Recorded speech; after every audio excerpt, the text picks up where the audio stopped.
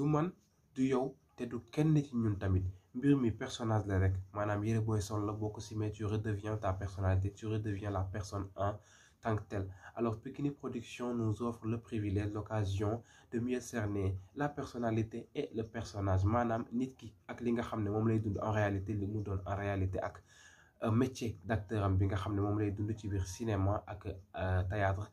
On peut dire que du benn li ngay jouer ak li nga xam ne moom nga doon du benn.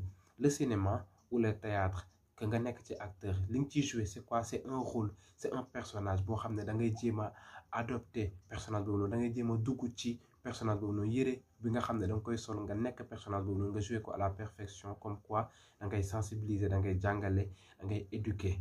Mais quand même bu demee ba li nga xam ne moom ngay def di ko def sous forme de fiction di ko jàngale loo xam ne amul gars yi di la ko jëlee en réalité en vérité comme quoi ñu lay jàppee que ni boo joué rôle caga-caga nga boo joué rôle góor jigéen nga rôle bi bu baaxee bu bon nit ñi noonu lañ lay jàppee. Su fekkee da nga joué rôle coussin dañ lay jàppee coussin bëgg la. boo joué rôle bandi ñu jàppee la ku bandi di la daw ci kii. Je pense que loolu expérience boobu noonu tout acteur a dû vivre cette expérience, a dû vivre ça comme inconvénient, comme aléa du métier d'acteur.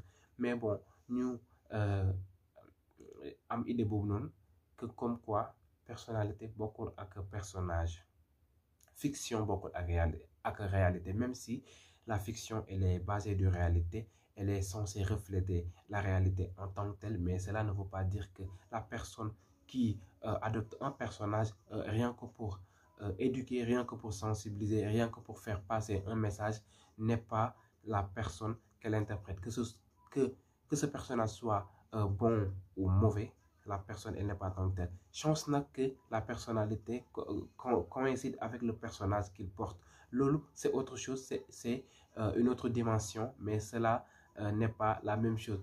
Alors, qu'est-ce qu'on découvre à travers Douman? Surtout avec ce générique, on voit que la façon dont ils s'y prennent avec la présentation, on nous présente les personnes d'abord qui viennent en face et qui après nous tournent leur dos. Comme quoi li ngay gis ci sama kanam li nga xam ne noonu laa mel nii su ma la wanee ginnaaw personnage bi may sol bokkul ak moom, que loolu dama koy jouer kese bul ma ko jàppee. C'est ce qu'ils veulent exprimer à travers cela. Et tout au début de l'épisode on nous montre Nénéba avec son derrière, ce qui montre que c'est un personnage. Alors Nénéba c'est qui? C'est une fille unique à sa maman qu'on surnomme Merezo. Comme quoi c'est une actrice, c'est une comédienne qui joue dans un téléfilm où elle joue le rôle d'une prostituée, le rôle d'une dévergondée, mais qu'elle est appréhendée en tant que telle. Loolu lañ koy xoolee, rôle bi mu joué moom lañ koy jàppee. Et pour la plupart loolu noonu yow ci sa bopp mën nga am sang-froid bi, yow ci sa bopp mën nga am retenue bi, mën nga am maintenance bi, que nangu préjugés yi ñuy porter sa personne. Mais ceux qui sont autour de toi, sa famille, sa ay xarit affaire yooyu noonu ñun dañ koy vivre d'une manière tellement difficile que duñ ko mën a cerner, duñ ko mën a nangu. Tel que sa fille Néné, elle est vraiment angoissée que moom mooy subir sax li nga xam ne moom moo di retombées yi. dem na ba Aïda, je ne sais pas, la mère de Kéba di ko créer parce que day génn ak doomam et que Aïda mu ngi jàpp ne yaayam mais réseau la. Mais Aïda, est-ce qu'elle a raison de faire ça vu sa manière de se comporter, vu ce qu'elle fait? Au contraire, c'est elle qui doit être appréhendée comme une prostituée, comme une dévergondée. Et ce qu'elle fait, ça me fait mal au cœur. Parce que là, même, je ne pense pas qu'il y a des gens qui vivent ça. Avoir un amant, te permettre de l'amener jusque dans ton lit conjugal où il trouve ton mari et que tu te permets de demander à ton mari de sortir et de te céder la chambre, comme quoi que tu as besoin d'un autre homme, qu'il voit ça, juste par le fait qu'il soit handicapé, qu'il soit déséquilibré physiquement. Non, c'est trop. Là, même, c'est la goutte d'eau qui fait déborder le vase, comme j'ai l'habitude de le dire. C'est la goutte de trop. Bon, fiction, là, on comprend, comme on dit, mais quand même, c'est trop. Je ne sais pas si on est vivre là, mais nous avons une situation où métier.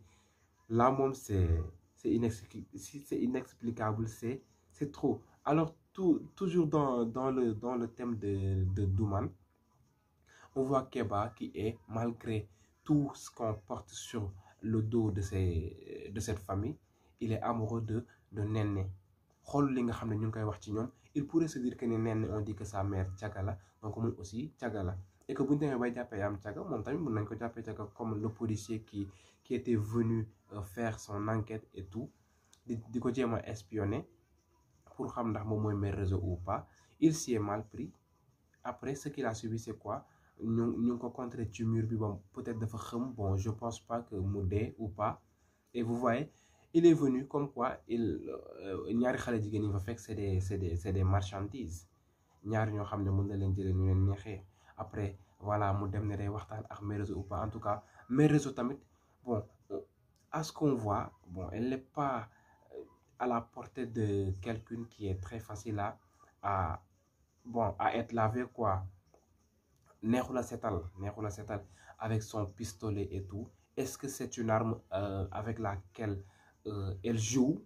On ne sait pas pourquoi elle a l'arme. Est-ce vrai ce que l'autre a dit, que ñoom kese ay jigéen lañu ci biir kër gi def koy jël comme arme et tout? Bon, on ne sait pas, mais quand même neexu la minimal, franchement parlant. Bon, de toute façon le policier, s'il arrive à reprendre sa mémoire, à retrouver sa mémoire, ce qu'il va comprendre c'est quoi? C'est que mère réseau, elle n'est pas telle qu'on l'appréhende et tout. Bon, du moom quoi, le titre répond à son nom, et on pense tout que du moom liñ koy tiiñal. Bon, espérons que ce soit ainsi. En tout cas la série, ñoom waa Pikine lancé nañ seen nom, tel nañoo justifié wu que ne du ñoom li ñu nar a joué ci série bi. On sait que du yomba comprendre, du yomba nangu li ñuy gis ni muy ñëw. Vous allez juste comprendre que fiction la et que nekkul réalité rek, ngeen bañ leen ko jàppee ñoom personnage yi. ñoom teel nañ leen a avertir nag, d'accord. Donc lépp lu ci mën a génn ci scène bu pervertissante, donc ngeen mën ko nangoo noonu ci ak lépp lu ngeen mën a gis. C'est toujours le propre du cinéma. C'est quoi le propre du cinéma? C'est la reprise de la réalité sous la forme fictive, sous la fiction. Voilà, de ne pas toujours prendre la fiction comme la réalité. Ce qui est fictif, c'est un peu hyperbolique. Quand on dit hyperbolique, on exagère là-dessus, rien que pour sensibiliser. Et quand on parle de la sensibilisation, c'est pour toucher les organes de sens de la personne, c'est pour toucher la sensualité, le sensible de la personne. Donc, nous xamee ko noonu rek. Je pense que je peux m'en arrêter là. Et dorénavant, je vais aussi faire les chroniques, les revues et analyses de chaque épisode de la série d'Oman. Bon, d'ici là, portez-vous bien.